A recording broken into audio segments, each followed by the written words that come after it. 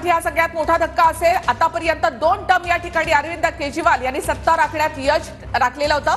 बल्लीमारन या ठिकाणी इम्रान हुसैन हे आघाडीवर आहेत। आपचे कमाल बागरी हे बल्लीमारनमध्ये आपण पाहतोय की तिरंगी लढत या ठिकाणी आपचे उमेदवार या ठिकाणी आघाडीवर आहेत। भाजप 36 जागांवर तर आप 25 जागांवर आघाडीवर, काँग्रेस एका जागेवर आघाडीवर।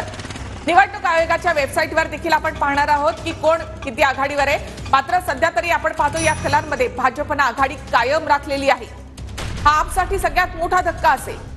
तर 70 पैकी 62 जागांवरचे कौल हाती येताना दिसत आहेत। आता फक्त 8 जागांवरचे कौल बाकी आहेत आणि आता जी आकडेवारी आहे त्यानुसार भाजपने बहुमताचा आकडा गाठलेला आहे। 36 जागांवर भाजपचे उमेदवार आघाडीवर आहेत तर आपचे उमेदवार 25 जागांवर 10 जागांचा फरक आहे।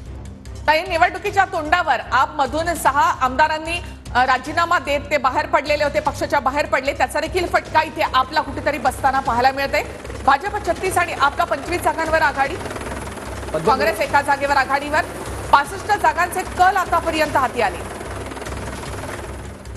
70 पैकी 62 जागांवरचे कौल हाती येत आहेत। त्यानुसार भाजपचे उमेदवार 36 जागांवर, आपचे 25 आणि काँग्रेसला मात्र बादली हा एक मतदारसंघ सोडला तर कुठल्याही मतदारसंघात आघाडी मिळवता आलेली नाहीये। तर भाजप 36 आणि आप 25 जागांवर आघाडीवर, काँग्रेस एका जागेवर या ठिकाणी आघाडीवर। 62 जागांचे कल आतापर्यंत हाती आले।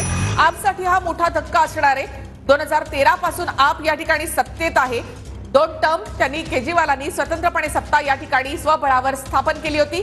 मालवीय नगर या ठिकाणी सोमनाथ भारती आता आघाडीवर आहेत। तर सोमनाथ भारतीने आपली आघाडी या ठिकाणी कायम ठेवली आहे तर केजरीवाल, आतिशी सिसोदिया यांची पिछाडी मात्र अद्यापही कायम आहे। हा सगळा शिक्षित वर्ग आहे या 3ही मतदारसंघामध्ये आणि त्यांनी कुठेतरी आपच्या या 3ही नेत्यांवर भ्रष्टाचाराचे जे आरोप झाले त्यानंतर यांना नाकारताना दिल्लीकर पाहायला मिळत आहे। सत्ताधारी असलेल्या आपला एक मोठा झटका, भाजप बहुमताच्या जवळ पोहोचलाय तर दुसरीकडे मोठ्या लढतींमध्ये चुरस आहे। बल्लीमारन इथे आपचे इम्रान हुसैन हे आघाडीवर आहेत तर भाजपचे कमाल बागरी पिछाडीवर आहेत। काँग्रेसचे हारून युसुफ सुद्धा पिछाडीवर आहेत। मुस्लिम बहुल असा हा भाग आहे, त्या ठिकाणी मुस्लिम उमेदवार जो आहे आपचा तो आघाडीवर आहे।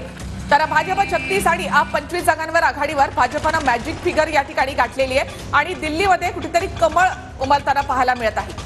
पण 27 वर्षानंतर भाजपने दिल्ली विधानसभेत कमबॅक केलाय असं म्हणावं लागेल। 1993 मध्ये बेस्ट परफॉर्मन्स होता भाजपचा 49 जागांचा। अर्थात आज भाजपला आता नेमक्या किती जागा मिळतात हे बघावं लागेल। बहुमताचा आकडा गाठला असला तरी